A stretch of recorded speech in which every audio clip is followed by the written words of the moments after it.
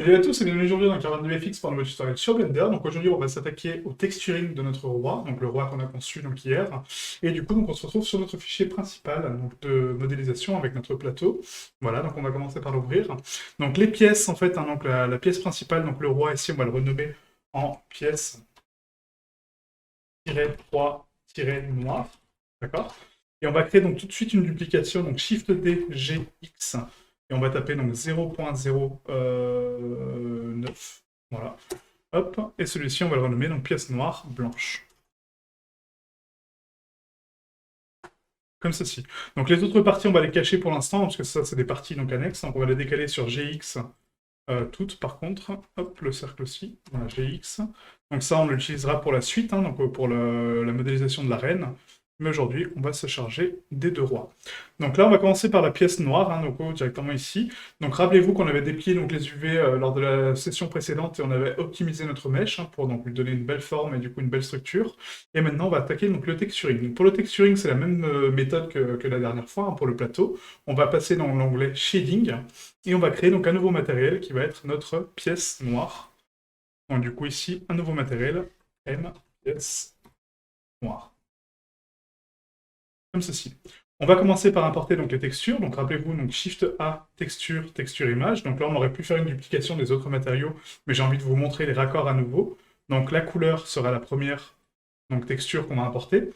Ensuite, on a donc notre texture d'ambient occlusion, donc texture image, l'ambient occlusion qui est multipliée avec la couleur, donc couleur mélangée RGB, et on connecte la couleur à la couleur 2 à 100% et en multiply, comme ceci. Ensuite, on a donc la texture de spécularité, donc texture image, la texture de spec, la roughness qu'on avait mis donc à 0.65, rappelez-vous, et ensuite on a donc la carte de normale, hein, donc Shift A, texture, texture image, vecteur, carte de normale, et on connecte donc la couleur à la couleur 1 et la normale à la normale. Ensuite, il nous faut également donc l'ombrage de contact, donc Shift A, on va prendre donc en entrée une occlusion ambiante, on la connecte et on connecte la normale à l'occlusion ambiante, comme ceci. D'accord? Et donc là, on a un shader PBR, donc un shader réaliste. Maintenant, on va importer nos textures. Donc là, c'est la pièce noire, donc ouvrir. On va retourner sur notre fichier donc, de texturing, donc le Birch Fine, le Raw, d'accord? Donc le Dark Raw. On prend la diffuse. On va passer donc, ensuite sur l'occlusion ambiante. Voilà. On prend ensuite la spec, donc la spécularité. Et on prend pour finir la normale.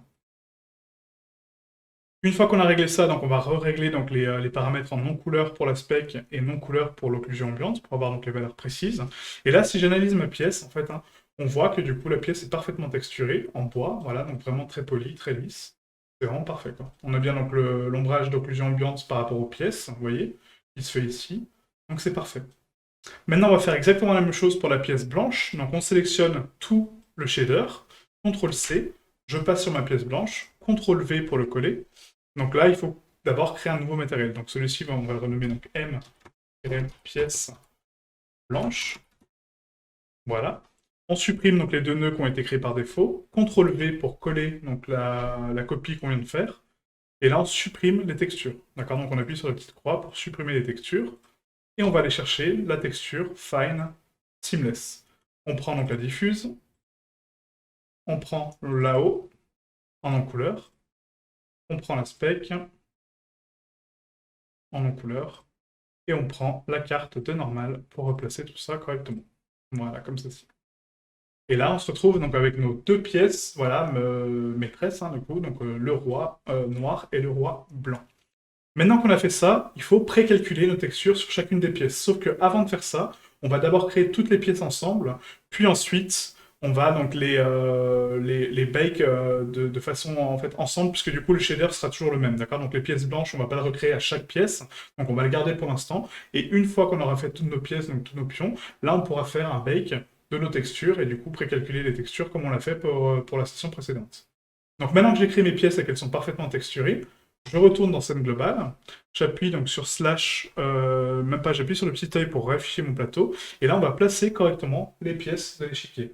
Donc avant de les placer, le but c'est de les mettre, en fait donc de mettre le point d'origine, donc vous voyez donc l'origine de mon mesh qui est ici, de le mettre à la base. Ce ce qui me permettra de le passer parfaitement au niveau du sol, donc au niveau du plateau, et du coup de créer un léger décalage pour justement créer un espèce d'ombrage de contact et rajouter un petit peu de beauté à mon rendu. Donc là, on passe en mode pré-rendu pour voir un petit peu les pièces, voilà. Et là, rappelez-vous, donc je vous ai dit que donc, le roi en fait se place en haut à gauche de notre échiquier, d'accord? Donc le roi ira ici pour la partie blanche et la partie noire ici. Ok. Donc je pense que c'est ça, parce que du coup, au niveau des références, je ne sais pas si les pièces se posent de façon inversée sur l'échiquier ou pas. Donc je vais ouvrir mes références, hein. N'hésitez pas à vous en servir, hein. Les références sont très importantes. Moi j'ai eu beaucoup de mal au départ à m'en servir. Voilà, et donc là, si on prend, donc vous voyez, donc les pièces blanches sont disposées comme ça. Donc le roi est bien sur une pièce blanche, voilà, et le roi noir est bien sur une pièce noire. Parfait. Donc c'est ça. Ok. Donc là, pour placer donc ce roi, donc du coup on va appuyer sur slash pour l'isoler, tab pour passer en mode edit, je sélectionne donc les 4 faces du centre en bas, je fais un shift S, curseur vers sélection. Maintenant que mon curseur est bien placé, je fais un Q, donc, et je fais un origine vers curseur 3D. Si vous n'avez pas ces raccourcis ici avec la touche Q, vous pouvez y accéder en fait ici, hein, donc dans objet, définir origine vers curseur 3D. D'accord? Donc vous faites un clic droit et vous les ajoutez au quick favori. Donc Q, origine vers curseur 3D. Et là, mon origine est parfaitement centrée par rapport à la base de ma pièce. Ok. Pareil pour la pièce blanche, donc slash pour afficher donc les mèches, slash pour isoler la pièce blanche. Je passe en vue de dessous, je sélectionne mes 4 faces, Shift S, curseur vers sélection, U, origine vers curseur 3D. Et là, je suis parfaitement placé. Donc slash pour afficher donc tous mes objets. Maintenant, je sélectionne mon échiquier, je sélectionne la face où je veux placer mon pion noir, Shift S, curseur vers sélection, et ensuite, je prends ma pièce et je fais un Shift S, sélection vers curseur. Et là, ma pièce se place automatiquement. Ok. Pareil pour l'autre côté. Donc là, rappelez-vous, hein, c'est une pièce normalement blanche. Donc du coup, elles sont inversées, je crois, hein. C'est ça?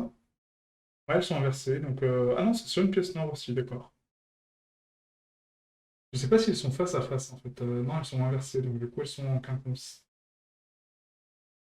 Donc c'est ça. Donc là, c'est bien une pièce noire pour le roi. Et là, c'est bien une pièce noire aussi pour le roi. D'accord. Ok. Donc du coup, ce sera à la 4e position, donc ce sera ici. Donc on sélectionne mon plateau, je sélectionne la face, Shift S, curseur vers sélection, je sélectionne ma pièce, Shift S, sélection vers curseur.